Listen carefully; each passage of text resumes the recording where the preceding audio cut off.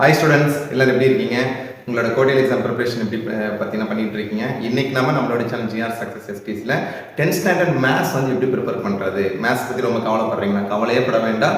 எந்த கொஸ்டின் பார்த்தாலும் வந்து எந்தெந்த கொஸ்டின் நம்ம இதில் வந்து ஈஸியாக ஸ்கோர் பண்ணலாம் அப்படிங்கிற ஷார்ட் தான் சொல்ல போகிறேன். அதுக்காக நம்மளோட சேனல் ஜிஆர் சக்ஸஸ் எஸ்பிஎஸ்ல 10th standard mathematics most important 2 mark 5 mark 8 mark சொல்லிட்டு ஒரு வீடியோ அப்லோட் பண்ணியிருக்கோம்.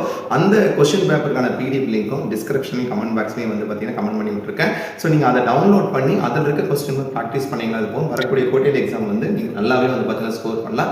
கவலைப்படாமல் ப்ரிப்பேர் பண்ணுங்க. அதாவது ஹார்ட் ஒர்க் வேறு ஸ்மார்ட் ஒர்க் வேறு. என்ன sir difference hard work and smart ஒர்க்னா? ஹார்ட் ஒர்க்னா என்ன பண்ணுவோம் சொல்லி எல்லாத்தையுமே போட்டியில் பார்த்தீங்கன்னா ப்ராக்டிஸ் பண்ணிட்டு இருக்கோம். ஆனால் எக்ஸாமினேஷன் போகும்போது வந்து எல்லாமே மறந்து போயிடும். ஸ்மார்ட் ஒர்க் அப்படின்றது என்ன செலக்டிவாக பார்க்கணும். ஸோ அதுக்காகவே நம்மளுடைய ஜிஆர் சக்ஸஸ் ஸ்டேஜில் செலக்டிவாக என்னென்ன கொஸ்டின்லாம் பார்க்கலாம். ஒரு எக்ஸாம்பிளே சொன்னால் தீரமாக 2 தீரம் மட்டும் பார்த்த போதும். தட் மீன்ஸ் சொல்லும்போது ஏபிடி பிபிடி. அதே மாதிரி அல்ஜிப்ரான்னு சொல்லும் போது வந்து பார்த்தீங்கன்னா ஸ்கொயர் ரூட். ஸோ இது மாதிரி